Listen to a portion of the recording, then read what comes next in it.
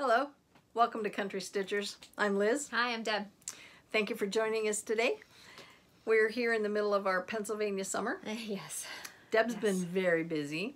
I've been busy, but not for the same reasons. No. I don't have a garden, but I have had company. I Yes, haven't had a lot of company for a long time, but now I've had quite a bit of company. I mean, we haven't even spoken hardly since our last video, which is rare. Yeah, you've been really away. Rare. Yep, we went to the beach, had a good time. And everything in the garden now is coming ready all at once. So yeah, but the beach thing, she got off of that really quickly.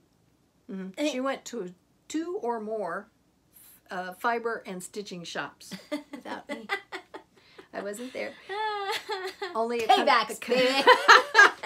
Do you know, Barb is now trying to arrange the schedule so she can go along next time. Oh, Barb, thanks. That's so nice. It is. Yes, I just keep whining. Yeah. Wambulance time. Yeah, that's right. But it has, your garden took off like crazy. Yeah, All that was there when I was there last time was the beginning and the lettuce. And Well, zucchini. There was zucchini Oh, too. yeah. But I mean, everything's ready now. So we're picking beans and getting those frozen and pickling beets. And our blackberries are just almost perfect right now. Yeah, every time someone goes out to pick in the garden, they pick what's ready. Guys, just Oh, so not like Liz can get some yet ready. well, almost. oh yeah, almost. Yeah. I like berries. We're pickling. We're making pickles. We're pickling beets. We're my gosh, beans. All the lettuces, the kale, broccoli. Wow. I can't even remember. Did your beets come in all at the same time? Huh? Is that how it happens? Yep. And then you just harvest them all at once? Yeah. Okay. Yeah, pretty much. Yeah. Yeah, you got some of those last year too. Remember? And I pickled them, remember? Yes, Had them for months. They're so good. Oh my They gosh. were good. I love beets. So that has been consuming my time completely. Getting everything frozen, you know, shredding the zucchini to freeze for the winter and getting all the beans ready. And I had a few people ask me if I always blanch everything before I freeze it. Not always. In fact, I'm not doing my string beans or anything like that. They taste good. They taste great without having to do it, and it cuts down on a step. I thought when you froze that wasn't necessary as much as it is when you well, can. it releases an enzyme when you do that real quick. Just blanch them for 30 seconds, and some people swear by you have to do that. I don't. So if it cuts down on a step and it tastes just as good, then I'm not doing it. But what you do have to do though is get as much air out of the bag as possible. Okay. So if I don't have one of those machines. No, I don't. So what I do is I get a straw and I stick it in the bag and close the bag and just suck as much as possible. It works. You know, it works. I had a friend that every time she put something in her fridge, she put the corner of her bag in her mouth and went and zipped it shut. And I thought, well, that's good as long as everybody who sees you do that is a relative. Comes often. But really, you're not putting any germs in it when you do that. I just use a straw. But once you get as much air out as possible, then you know you're good to go. Yeah. So a lot of people were asking me, when I freeze, you know, how do I go about getting it in there? And a lot of times also what I'll do is I'll puree my vegetables first, put them in bags, and then put them in the freezer, because I'll use a lot of pureed vegetables in breads or even brownies, anything like that. It's baking. just it's another way to get some extra vitamins, especially if you have kids and stuff in them. And they don't know it. They do now. Whoops. So we just are filling our freezer and getting all that done. And I mean, I have barely stitched. Yeah. I got a tiny bit done. And then last night I finally had a little bit of time after we had a busy day. And I thought, oh man, I just feel like getting in bed and just sitting there and just getting a little stitching done. Connor came over for dinner, and so McKenna and Connor were going to watch Harry Potter. Matt was busy doing something around the house, and, you know, Logan was, I think he was in the shower. So I went in bed, got all, you know, ready and under the covers, and I was all comfortable, and I just started to stitch, and the door opens. McKenna and Connor found me. Chat time. It was, and that's fine. It was cute. They just bounced on the bed, and we chit-chatted, and it was fine. It was fun. I took a picture and posted on Instagram, and it was cute because everybody's messages were the same, like, don't wish it away. You know, it'll be gone before you know it. Enjoy it. Yep. They could be hanging out with anybody else, but they're choosing you. So, and I do enjoy it. It was just funny because, you know, you have kids and then everything is off limit. I mean, you know, you can't go to the bathroom anymore without having an audience. Yep. So it was just funny. Yep. I remember when mine were little, I was a single mom at the time. They were 1 and 3. And I remember getting up at 4:30 in the morning to get ready for work so that I didn't have little feet in the bathroom while I was in the shower or somewhere else in the house that I had to keep track of. Yeah. And once I got out of the shower, got dried off and dressed, then it was, okay, everybody's got their feet on the ground and going their different ways. But yeah, you have to program everything when they're little, but that never stops. I mean, getting the bathroom to yourself, still a challenge when you have little ones or even big little ones. Mom. But I had some company from my friend Clara. She came over and she had a project to do. Oh yeah, this is really cool.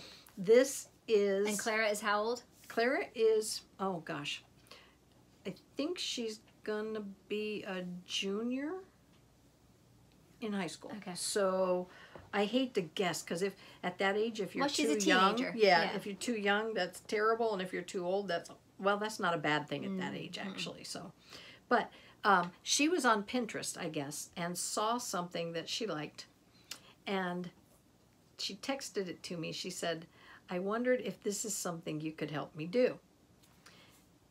She saw this Converse shoe done with the embroidery around the outside. So I texted her back and I said, absolutely. I said, I'll work on a pattern from that. I said, it's pretty easy. And so we looked at the pattern and we picked out the stitches that we thought would be the easiest for her to do. The challenge, of course, on that was that she's going through 2 pieces of fabric, the outside really heavy denim, and then the inside lining. So I had suggested we could do it in between and keep all of the working threads buried between the layers. But when I saw how difficult that would be, then I thought, no, that's not an easy way to do it. So I used white white fabric chalk in a pen to mark it. And we have to mark it more than once because when you're holding the shoe, it comes off. But it was done well enough that she could follow it. And this is where we got to when she came over to work on it. She got a lot of the greens done, and then she'll fill in the flowers. And I think, honestly, at the rate she was going, I'm thinking she's going to have these done in time for her retreat next week. She said, maybe I can get one done and do the other one on the bus on our way because we have a long bus trip. But she was doing it really quickly here, so I have a feeling maybe she'll have them done. Yeah, that's neat. I said to Rick, I said, I want a pair of those shoes. I said, those are really sweet. They're back in? I want to go get a colored pair, though, not the black. Yeah, yeah. And then I think I'm going to put some design around them. They come in all colors. Yeah. Yeah. So when are you taking me to the outlet? Yeah. It's over at Tanger. It's just up the street. Okay. Yeah. All right. On the calendar. All right. Okay. I got to put that in the Dropbox. Deb, Liz. There we go. All right. If it's not in her calendar or my calendar, it doesn't happen. That's right. That's true. So that's true. We'll go to Tanger. That's true. We need a place to go. We haven't been out in a while. That's true. We're shaking the camera. Oh, sorry about that, folks. New setup today. Yes, we're in Liz's craft room. As you can see, we're in the far corner. We also got quite a few comments from our last video, and then just from former videos. A lot of people going back and seeing some other videos too.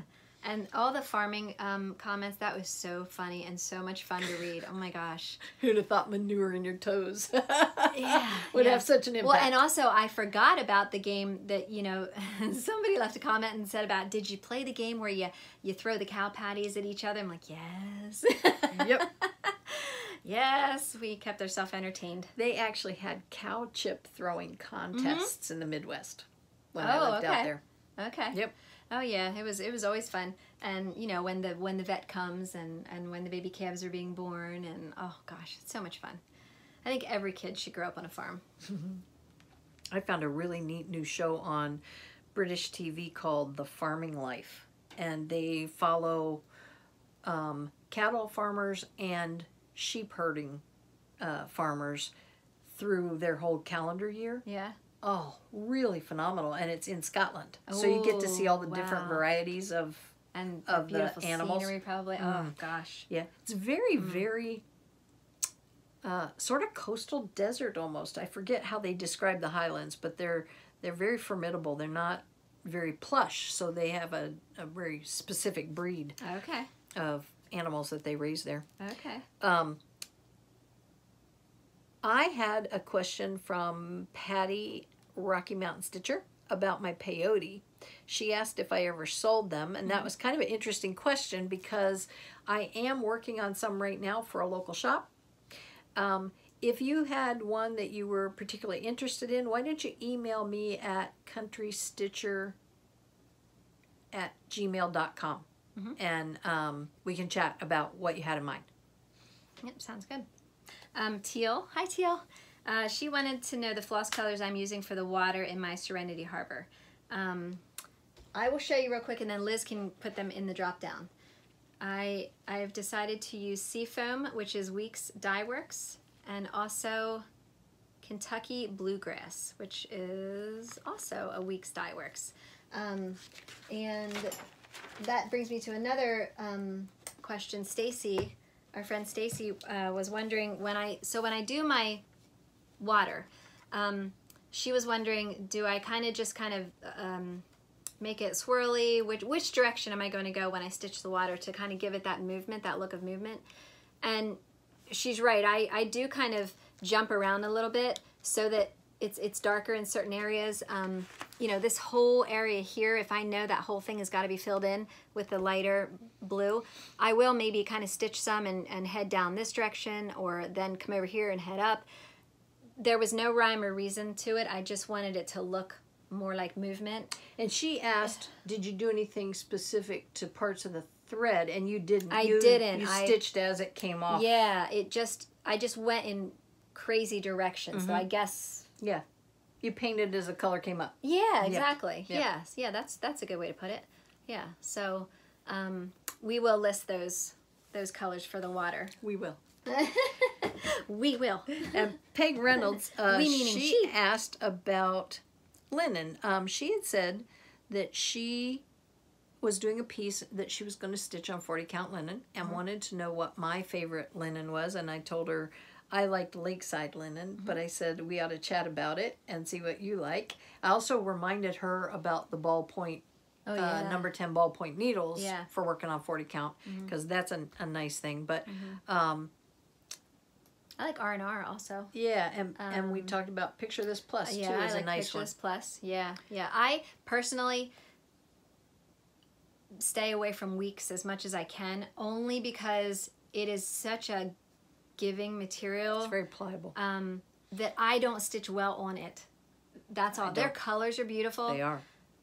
And I know a lot of designers like to use Weeks, and I get it. But for me personally, it's not something. My tension is such that the bias on their fabric just moves every time I stitch. And it's just not. And I don't use a hoop most of the time for small things. So. Oh, okay. Even if I do, I don't know. It's just not my favorite, but you know, a lot of people do. And Weeks is generally 30 count.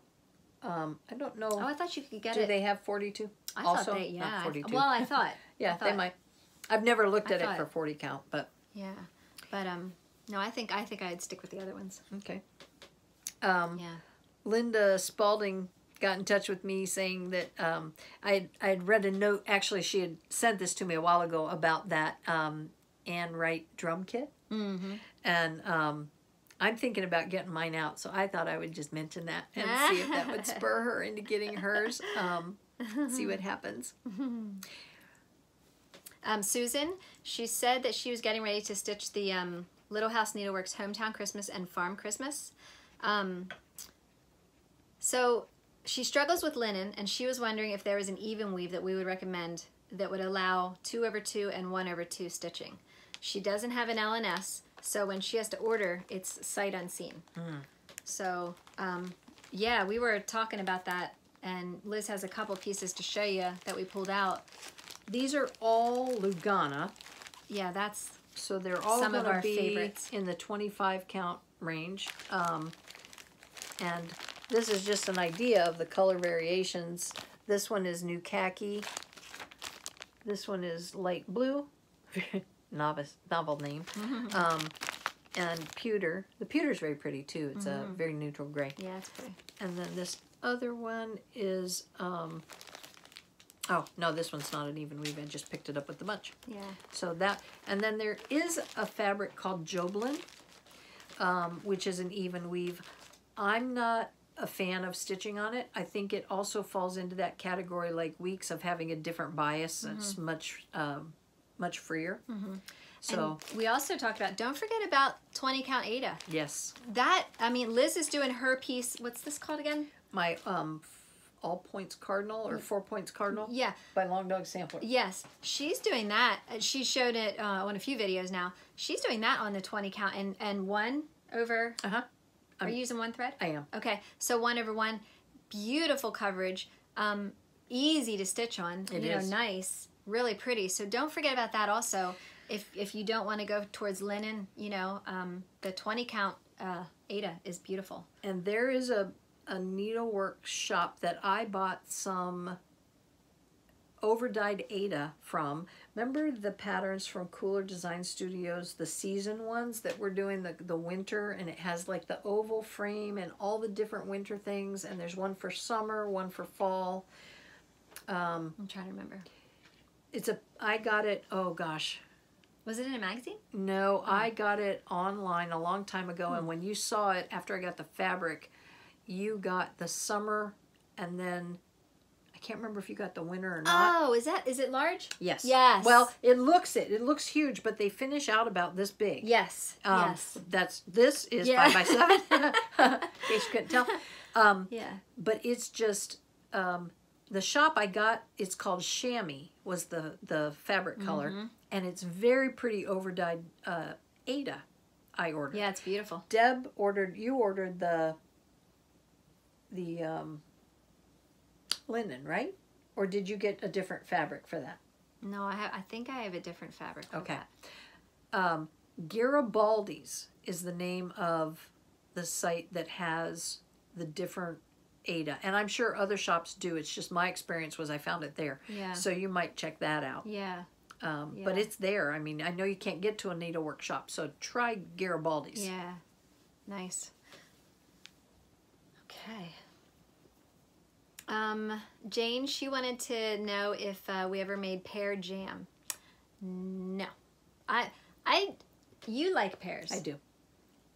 I don't mind I go so pears. far as to order them from Harry and David's all through the winter. she loves pears. Maybe I'll plant a pear tree just for you then. Oh, thank you. But, I don't mind them in, like if you bake like an apple and pear or something, I don't mind that. I won't just eat a pear like you will. The kids, they can take them or leave them, you know. I think I tried pear sauce once. Somebody did something like that. Okay. But no, I don't. I do like them. And we also, oh gosh, who was it? Someone wanted to know about if I would share my freezer jam recipe, how I make my jellies. My thing that I do is I don't like to add sugar to my jellies. So I use something called All Natural Dutch Gel. It's a natural fruit pectin that works with the sugar and the acid in the fruit already so that it gels. You don't have to worry about adding sugar. Sometimes I'll add a tiny bit of raw honey and that's it. Done. So it's very easy to do. This is what it looks like, the pamphlet, and Liz can link or let you know the name of that. I don't know if you can get it where you live, but very easy to use. And like I said, you can use it with or without sugar. I use the light so that I don't have to use sugar at all, and it does great. So that's how I make my freezer jelly. All right. And it's good. I have my order in. Did I get my order in for my jelly this year? I don't know. I mean, I made enough last year, so I didn't have to do it this year. Oh. But then I just some. need to reorder. You just need to reorder, yeah. I didn't know you were out. I made blueberry lemon and raspberry and strawberry. And the blueberry lemon I did not get to try yet. I got the strawberry. Yeah, you did. I didn't get the raspberry. No. I put in an order in for both. Could do blackberry, though, if we wanted to. I could come help. Yeah. I could. Yes. right. I wanted to ask a viewer, Jill Lease, you had talked with us the end of maybe last winter, or into winter, about a wedding sampler you were doing and about merging a couple of patterns together. And I'm curious how that's coming, Yeah. if you've started it. So if you have, could you send us an email and maybe a clip of what you've done? I'd love to see it, and Yeah. maybe we could share it with our viewers. Yeah, that'd be awesome. Deb, she wants to know if we leave our whips on our Q-snaps when we're not working on them. Right behind you is mine. Yeah, I I do. I mean, if it's going to be years. Well, I need it for another project in the meantime then, so I usually take it off, but I don't take them off. I know, If I do anything at all, if I'm going to store it and I'm afraid for it, I'll just roll the clips in a little bit and release the tension, but that's the most I do. really, that doesn't leave a line on your... Oh, I don't roll it that hard. okay. Just enough to break that drum effect. Okay. Just bring them towards the inside. Okay, all right. Yeah, I leave mine on too. Because I do the same thing with my scroll rod, my wooden scroll frames. I saw you release that one. I released those, yeah. I saw that. That holds it really, really nice Yeah, and tight. that's nice. That is nice. You'll see the new system I have in a future video. I'm going to show my lap stand and my scroll rods that I got with that set, and they're very different. Rick's working on a couple of extensions, different widths for me, and hopefully those will be done soon. Okay. Gary's Only Gal, she has a question for us. She just started working on a pattern by Lily Violet called I Love My Kitchen. Yes. The love is actually a heart inside the title, and it's a rather large piece. So she's stitching it on oatmeal colored cloth, and there's a good deal of white, but she thinks you can barely see the white. So she's trying to stay true to the colors because it's absolutely adorable. And there is no back stitching, and she really doesn't want to add any back stitching. So she was wondering if there is a rule of thumb that she should be following as far as using the white floss. So we did look it up and we found the pattern. It's really, really cute. It is. It's adorable. I think Liz and I both had the same. You want me to show it? You got it there? I was going to look for a little bigger picture, but I'm not getting it right away. This is, hopefully you can see. Oh, This is the picture. Really, really cute. And down there on the bottom it says I love my kitchen. Very pretty. Very pretty colors. A lot of white. Now, she said she's stitching it on oatmeal.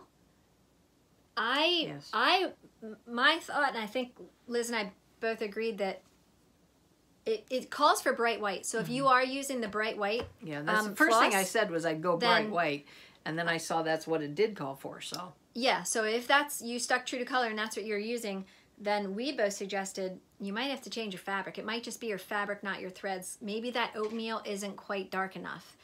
You know, maybe you should go to a darker fabric. Yeah.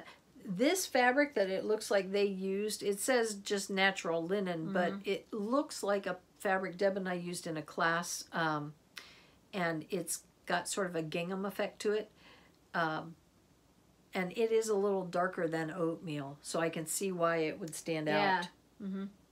Yeah. Even if you went to I don't know how like far you Hobby are. Lobby's Natural, that one that you used on your oldest that'd be stocking, pretty. Yeah, that would show up really well. Yeah. So I don't know how far along she is, though. I'm not, you know.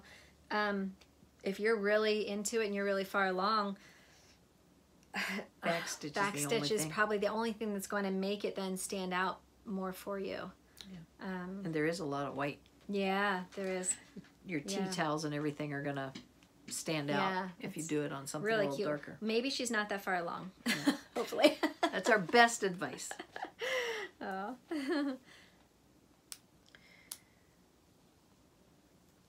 What you got? Anything else? I got there was a comment or email from Donna Dorman. She saw my Gadget Corner last video with the split ring tool, and she said that she goes to her husband's fishing gear and gets the pliers out of his tackle box. And I thought, where did he get his tackle box? My tackle box never had a split ring plier in it. But I used to just use the they look like little safety pins. Do you know what I mean by that? In fishing tackle, they have the thread attaches to the bottom and the top unhooks like a safety pin, and then you just attach your next lure to it or swap your lures. I forget what that little gadget's called because I haven't fished in a long time. But that's what I did. I didn't use split rings. So, and I was only, the most fishing I did was when we lived on a lake in Arkansas, and it was literally 75 yards with your lawn chair and your flashlight, your tackle box and your rod and your stink bait, and you could get the best catfish in the world. And so we did catfishing all night long on the weekends. There were about 4 of us in the neighborhood that did that in the summertime, so it was great fun. But nope, no split ring pliers. No. Her husband's tackle box is much more outfitted. Yes. Carolyn Zook, she had a great idea. She wanted to let people know, for the viewers that asked about lap stands, she recently got one from Hearthside Craftworks. They're located in Calgary, Alberta, and she said the shipping wasn't that bad. Handmade oak frames and very versatile. So that's another option for those of you that might be looking for another stand. And while we're talking about viewers, I had a comment from Debbie Gillette, who said that if you don't have a split ring plier, she's heard of people using staple removers. Yeah. And I thought that really would work. Yeah. The only difference being you'd have to be really talented to get those through and still hold them open while you're doing your jockeying around with your other piece. But yeah, that's clever. Yeah, very clever. That was our subscriber tribute alarm. This time during our video, we like to thank you for subscribing. And if you haven't subscribed, please do. And if you're on the fence about it, we don't ask for anything. We do give away something, We're going to however. hunt you down. And we like to just thank you. Yes. And today we have 2 subscribers. Yes, we have 2 winners. Lana Smith, you'll be winning the sampler stocking from the Work Basket. So cute. You know, a lot of people are stitching Christmas in July. I have this. So I'm going to be stitching look how pretty that is. Isn't that pretty? That's a beautiful Christmas stocking. And the text is really vintage sort of text. I like it. Very, very pretty. Okay, so is it Lana? Lana? I would say Lana. Lana? Okay, it's pretty. And then Elizabeth Matheny. All right, you'll be winning a Rosewood Manor design called Think of Me. It says, when this you see, think of me, though many a mile we distant be. Excuse me Very for 1 cute. minute. I'm going to double check something technically, and I'll be right back. So this is what you will be winning. So if you could get a hold of us, our emails are listed in the drop-down section, and if you can send us your physical address, then we will get that back to you. And also, last week we had 2 giveaways. So the one was for the pairs, and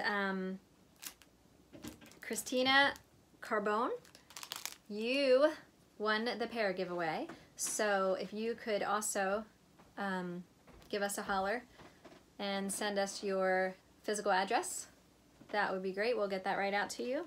And then we asked the question about what video. Oh, excuse me. You okay? Yep.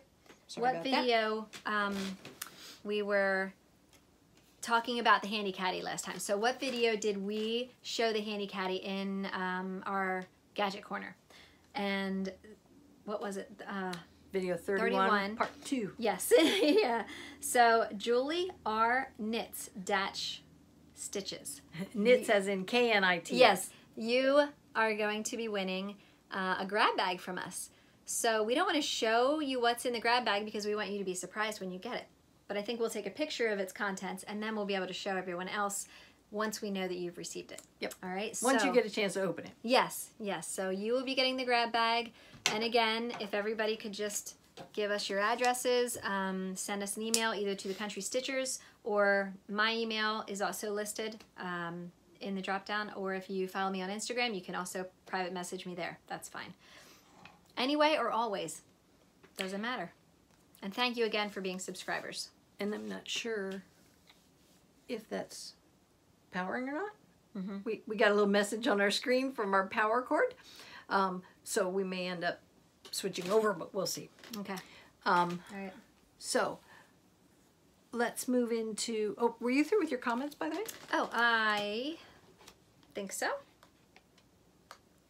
And if we ever miss your comments, please don't feel bad to ask us again.